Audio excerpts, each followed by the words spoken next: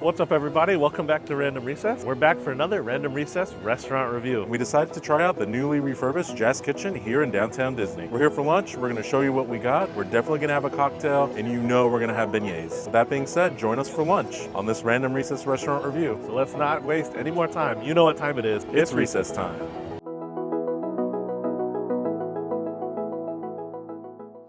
Okay, Jazz Kitchen, located in Downtown Disney, formerly Ralph Brennan's Jazz Kitchen, just reopened. They did a little remodel of the restaurant. We never came here before, so this is our first time actually coming here. So those of you that have come here before, would love to hear in the comments. Are you excited to try the new reimagined Jazz Kitchen? And first impressions are pretty good. This restaurant is humongous. There's so many seats. It actually looks like there are 2 levels to this. The second level to this restaurant is not open. There's plenty of outdoor seating, so you can eat al fresco if you want.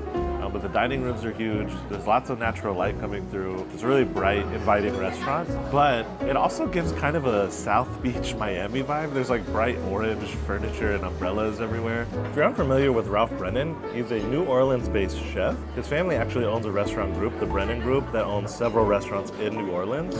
And so Jazz Kitchen is sort of his foray to the West Coast. This aesthetic was kind of South Beach meets New Orleans.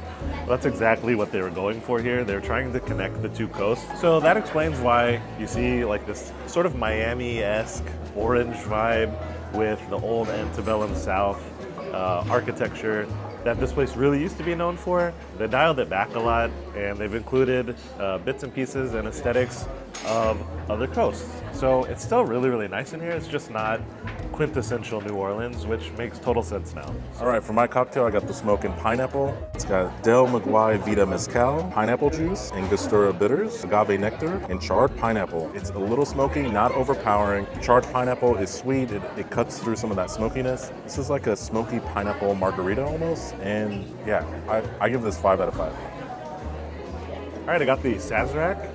The Sazerac is my favorite cocktail, and every time I go to New Orleans, I have to get them. You know, rumor has it that it was invented in New Orleans. This Sazerac's made with High West rye whiskey, Peychaud's bitters, Angostura bitters, simple syrup, and lemon peel. It's a little sweeter than I normally like Sazerac, so they probably put a little bit of extra simple syrup in here. It's not harsh at all. The whiskey is really smooth in here. You get that nice licorice-y essence from the Herb Saint, which is trademark of the Sazerac. So all in all, give it a 3.5 out of 5. Like I said, it's a little sweet.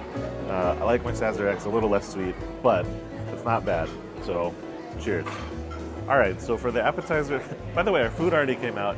The kitchen's super fast here, apparently. Anyway, let's get started on our shareable. For our appetizer, we got the open Face BLT lobster po' boy, butter poached lobster, grilled French baguette, applewood smoked bacon, lettuce, tomato, and basil infused mayo. And it's almost like a bruschetta, right? But it's already cut for you. It looks really, really good. Lots of lobster meat. That's delicious. The baguette is crispy and soft on the inside. You get some nice acidity from the tomatoes. That balsamic adds a little bit of sweetness, which really lends to the lobster meat. That pairs really, really well. This is excellent. Like, I would eat this whole thing by myself. This gets a 5 out of 5 for sure. All right, y'all, Chris is not wrong. If you're looking for something to share with your group, definitely order this. This is 5 out of 5. The arugula is peppery. The bread is crunchy, toasted perfectly. This is perfect. 5 out of 5. For my entree, I got the Creole Pasta jambalaya. It's a Jazz Kitchen signature with Gulf shrimp, andouille sausage, roasted chicken, Creole seasoning with spinach fettuccine. And right off the bat, I gotta say, there's a ton of shrimp, andouille sausage, and chicken in here. Like, they're not skimping on the meat, which is awesome. Just first impressions, the sauce is a little watery, but as long as it tastes good, I don't care. So let's give it a shot. Okay. Ooh, that surprised me. Yeah, there's a little kick on the end. It's not super spicy, but it's enough to tingle in the back of your throat, which is awesome. The chicken is juicy. Pasta's well cooked. Like I said, my one criticism, sauce is a little watery. The flavor is really, really good. It could use a touch of salt, but other than that, it's pretty good pasta. I'd give it 3.5 out of 5. It's not the best Creole pasta I've ever had. You know, there's just a few drawbacks. Other than that, pretty good. For lunch, I got the roast beef po' boy. Slow roasted beef, caramelized onions, horseradish sauce, pickled peppers, Creole beef jus for dipping. And let's give it a shot. It comes with some jus. I'm a dipper. Comment down below, do you dip? One of the best sandwiches I've ever had was an Italian beef sandwich that was like triple dip. The beef in here is super tender, flavorful. The jus that it comes with is more like a gravy. It's a little thicker than I'm used to. That doesn't mean that that's a bad thing. Put mashed potatoes in here, you'd have a whole meal. I would rate the sandwich 3.5 out of 5. It's like a pot roast sandwich. For dessert, we got a little greedy, and we got the beignets and the bread pudding. Beignets look pillowy, covered in powdered sugar.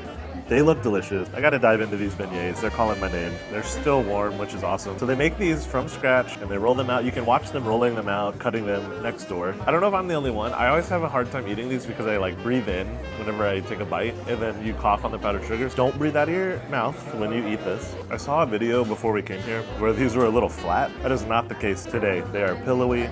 They are airy. Flavor is good. The powdered sugar, of course, just adds that extra sweetness. These are really good beignets. Are they as good as like Cafe Beignet in New Orleans? I don't think so. In a pinch, these are awesome. I'd even dare to say these are better than the ones that you get inside Disneyland Park. Hot take maybe, I don't know. If you can't stop by Jazz Kitchen and eat a meal, stop by Beignets Express and get some beignets. So fun fact about the beignets here at Jazz Kitchen, they actually used to use the Café du Monde beignet mix till they came up with their own recipe. So this recipe is all their own and it tastes authentically New Orleans. They're really good, but interesting to know that they used to use Café du Monde. But these get a 5 out of 5. These are so good. I have the pleasure of digging in to the bread pudding first. So, okay, it's got a really good crust. We like that. I'm gonna be fair, I'm gonna eat it first, but I already know 5 out of 5. Here we go. This is an excellent dessert. This bread pudding, the crunch that's on top is it's so satisfying when you bite into it. And you have the textural differences between the soft, gooey, melty, chocolatey, like center. It's almost like a melting cake. The drizzle of the vanilla sauce and chocolate just add a little more richness to it. This is an excellent dessert. So I was right, 5 out of 5. All right, y'all, that's gonna do it for this random recess restaurant review of Jazz Kitchen here in Downtown Disney at Disneyland. Food is good. Overall, we give this place a 4 out of 5. We do recommend this. It's a random recess recommend. Until next time, we'll see you on the next recess.